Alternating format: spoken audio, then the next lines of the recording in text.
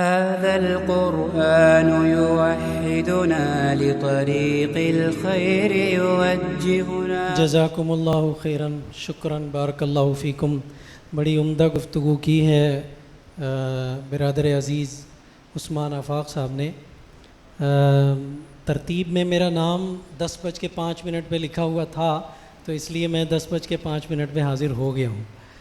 لیکن کیونکہ اس وقت جو صورتحال ہے وہ یہ ہے کہ یہ جتنے حضرات بیٹھے ہوئے ہیں یہ سب مہمان بھی ہیں اور میزبان بھی ہیں. میں خود بھی مہمان بھی ہوں، میزبان بھی ہوں. یہ جو ہماری انتظامیہ جو ہے انہوں نے میرے لیے 3 کارڈ بنائے تھے، 3 رنگوں والے کارڈ. تو مجھے یہ بتانے لگے کہ آپ کا جو کارڈ ہے وہ 3 ہے، 3 کارڈ ہیں. ایک فضلاء میں ہے آپ کا کارڈ، اور ایک جو ہے وہ انتظامیہ میں ہے، اور ایک اور ہے. میں نے کہا بھائی یہ 3 رنگوں کا وہ 3 رنگوں کی کوئی پارٹی کا رنگ نہ بن جائے، تو اس لیے آپ مجھے ایک ہی کارڈ دے دیں.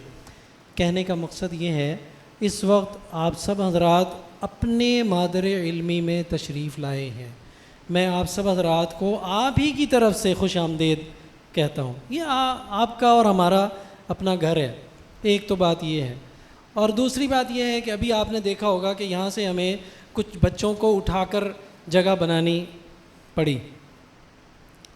تو کیونکہ ہم خود میزبان ہیں، ہم خود مہمان ہیں، لہٰذا یہ ترتیب ہم تقاضۂ حال کے مطابق خود انشاءاللہ بناتے رہیں گے. اور یہ ایسی انشاءاللہ ایسی خوبصورت ترتیب انشاءاللہ بنتی جائے گی کہ ہم ایک دوسرے کو حوصلہ افزائی، ایک دوسرے کی عزت افزائی، اور ایک دوسرے کے لیے کہہ لیجئے کہ جو تفسح فی المجالس ہیں وہ ہم انشاءاللہ پیش کر رہے ہوں گے. اور حقیقت یہ ہے ہم تو اپنے گھر میں آئے ہوئے ہیں، تو ہمیں یہ محسوس کرنا کہ ہمیں بیٹھنے کی کوئی جگہ ملے یا نہ ملے اس کا انتظار نہیں کرنا. یہ ہمارا گھر ہے، یہ تو ہمارا گھر ہے. ہمیں کہیں بھی جگہ ملے گی تو ہم وہاں انشاءاللہ محبت کے ساتھ اور لگاؤ کے ساتھ اور ایک تعلق کے اظہار کے ساتھ انشاءاللہ ہم وہاں بیٹھنے کو اپنا فخر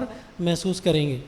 اور ساتھ ہی ساتھ میں یہ بات بھی عرض کر دوں کہ یہ جو اجتماع ہے اس اجتماع کے بہت سارے مقاصد ہیں.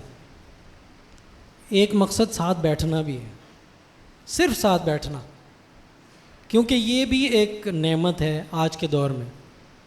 اس لیے اس موقع کو، اس وقت کو غنیمت جانیں ہم لوگ، اور ایک دوسرے کے ساتھ جو رابطے ہیں ان کو مزید مضبوط کریں. میں یہ نہیں کہتا کہ رابطے منقطع ہیں، میں یہ نہیں سمجھتا، کیونکہ جہاں دل جڑے ہوئے ہوں تو وہاں رابطے منقطع نہیں ہوتے. لیکن جہاں دل جڑے ہوئے ہوں، دماغ جڑے ہوئے ہوں، ذہنی فکری ہم آہنگی موجود ہوں تو عملی ارتباط بھی ہو جائے.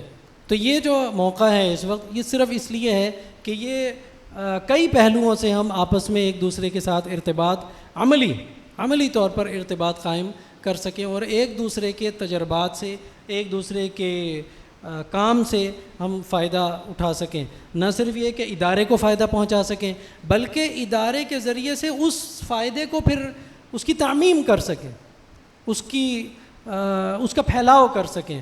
شکریہ، جزاکم اللہ خیرا. هذا القرآن يوحدنا لطريق الخير يوجهنا.